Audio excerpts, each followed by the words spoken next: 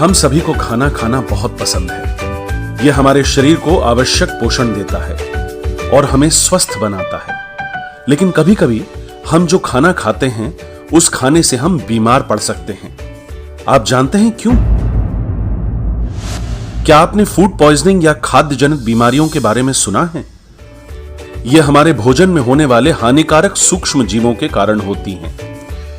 ये सूक्ष्म जीव सही तरीके से रख रखाव न करने की वजह से हमारे भोजन में आ सकते हैं।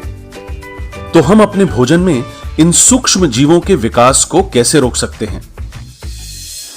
तापमान को नियंत्रण में रखें। 5 डिग्री और 65 डिग्री सेल्सियस के बीच के तापमान में बैक्टीरिया सबसे तेजी से बढ़ता है, यानी यह है खतरे का क्षेत्र। कम तापमान पर भोजन को रखें। कम तापमान से बैक्टीरिया का विकास धीमा हो जाता है। यह भोजन को खराब होने से बचाने में मदद करता है। इसीलिए रेफ्रिजरेटर और फ्रीजर का उपयोग किया जाता है ताकि भोजन को कम तापमान पर रखा जाए, जो बैक्टीरिया के विकास को रोकने में मदद करता है। अधिक तापमान पर भोजन को पकाएं। अक्सर कहा जाता है कि हमेशा ठीक से पका हुआ खाना खाएं या खाना अच्छी तरह से पकाएं। आप जानते हैं क्यों? ऐसा इसलिए क्योंकि जब भोजन को अधिक तापमान पर गर्म किया जाता है तो अधिकांश बैक्टीरिया नष्ट हो जाते हैं। ऑक्सीजन निकाल देना। क्या आपने डब्बा बंद खाद्य पदार्थ को देखकर कभी यह सोचा है कि सील बंद डब्बे में भोजन क्यों सुरक्षित रहता है?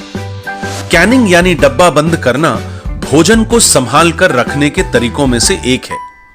जब भोजन डब्बा बंद होता है, हवा में मौजूद बैक्टीरिया मर जाते हैं क्योंकि कैनिंग के दौरान ऑक्सीजन को निकाल दिया जाता है।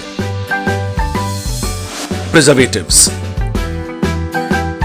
कई रासायनिक प्रिजर्वेटिव्स को अनुमानित मात्रा में ब्रेड, बिस्किट, सॉस, फलों के रस में डाला जाता है ताकि उनकी शेल्फ लाइफ बढ़ाई जा सके और उन्हें माइक्रोबियल खराबी से बचाया जा सके। इसी प्रकार नमक और शक्कर, जो प्राकृतिक प्रिजर्वेटिव्स हैं, इनको अचार और जैम में मिलाकर उन्हें संरक्षित किया जाता है। सभी रासायनिक और प्राकृतिक प्रिजर्वेटिव्स को FSSAI द्वारा निर्धारित मात्रा में मिलाना चाहिए। नमी को कम करना। क्या आपने सोचा है दूध कुछ ही दिनों में खराब क्यों हो जाता है? लेकिन दूध के पाउडर को कई दिनों तक संभाल कर रखा जा सकता है। इसका यह कारण है कि दूध के पाउडर में नमी नहीं होती। माइक्रोबियल विकास के लिए एक महत्वपूर्ण कारण है नमी।